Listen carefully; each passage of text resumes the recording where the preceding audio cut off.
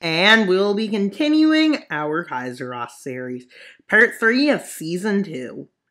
And while Russia, realizing that the war is going wrong, decides to launch a last-ditch offensive attempt against Germany, Austria, and Italy, with this being the last-ditch offensive, really, as they're starting to lose. As they push in far, they start entering the Netherlands, but before they can take out Germany and move into the Rhineland, Italy pushes them back in the south of this front.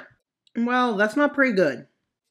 Well, Germany pushes them back and even starts moving into Denmark, with a landing by America and Britain into Norway. Well, not long after, Norway and Denmark completely falls out of the Imperial League's grip.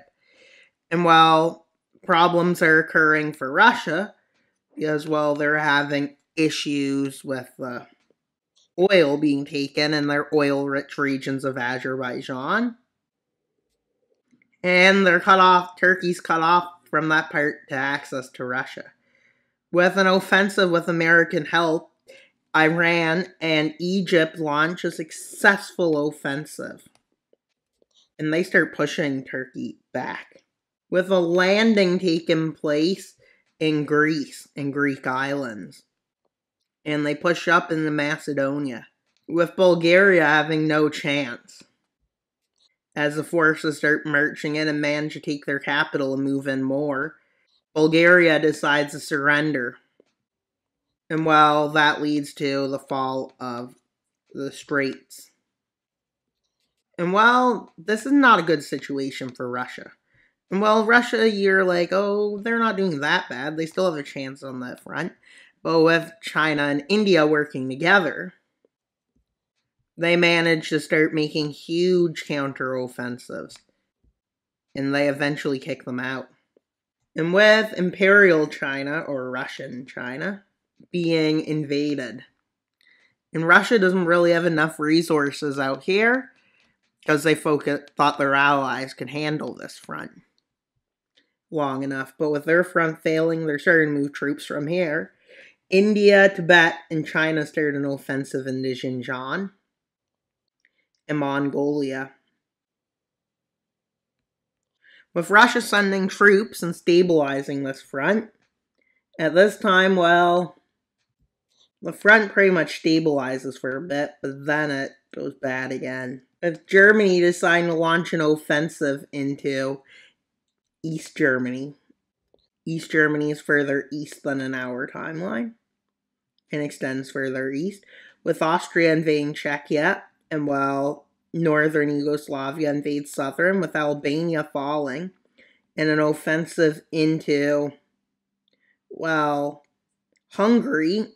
Hungary's quick to surrender, but Romania doesn't, believing that if they don't surrender, they can have some Hungarian lands if they win. And well, a stalemate's formed there, but Iran goes on the offensive in the Central Asia. And with Russia trying to launch a counter-offensive, they only have one success. Here. They push back.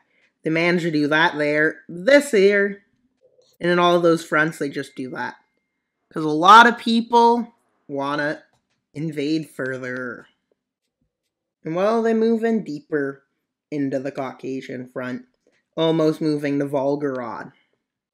That front stalemated, but the rest of their allies start falling. With a Finnish rebellion and a Ukrainian rebellion breaking out, which basically all but shatters what was left of their empire. And while a democratic coup is attempted, it fails, but the leader managed to escape. Well, that's a good thing for them. With Russia starting to fall to here, countries like Japan and South Korea decide to overthrow their governments and get away from Russia.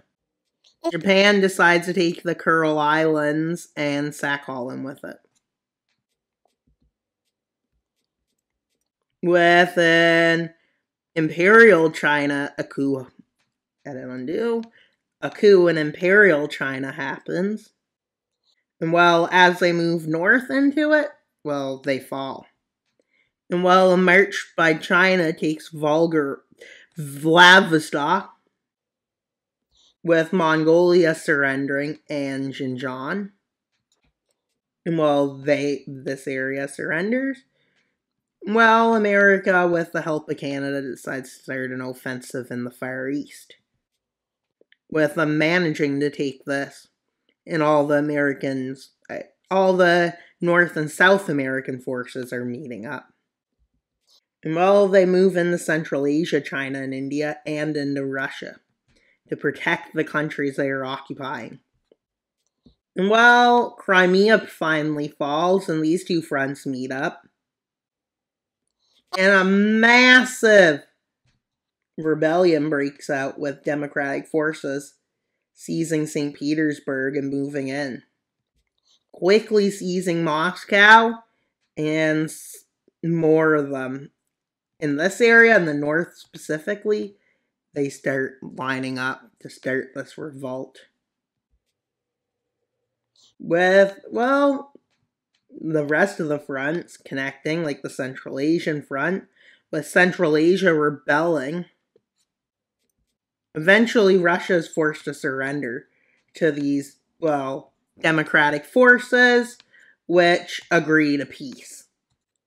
So, well, I might do the peace treaty. Might, depending on how long this video is. First, we will do the African peace treaty, Middle East, and Oceanian. And the Turkish one, and Eastern Europe, minus Russia. So let's see how it goes. Some were divided and some lost a bit of territories, such as East Libya is gone as a split. Morocco and Tunisia expand into neighbors. Two nations are brought in under the East African Union. These nations partition the nations between them. Turkey has lost land. You can see Iraq and Saudi Arabia gained quite significant lands. Every nation here became a puppet, except Hungary and Bulgaria, which did lose lands, but they gained some lands from nations that were slower to surrender. But now, let's look into the treaty for Russia.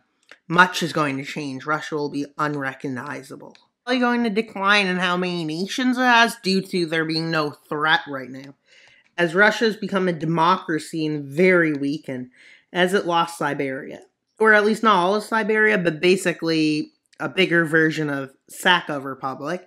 They lost most of Central Asia, except the small part that's mostly Russian inhabited. They lost Ukraine, they lost access to the Black Sea, only the Baltic Sea, tiny bit to the Pacific. Unreliable ports. So they're pretty much also backed in that corner, but they're kind of hard to describe how they lost some land.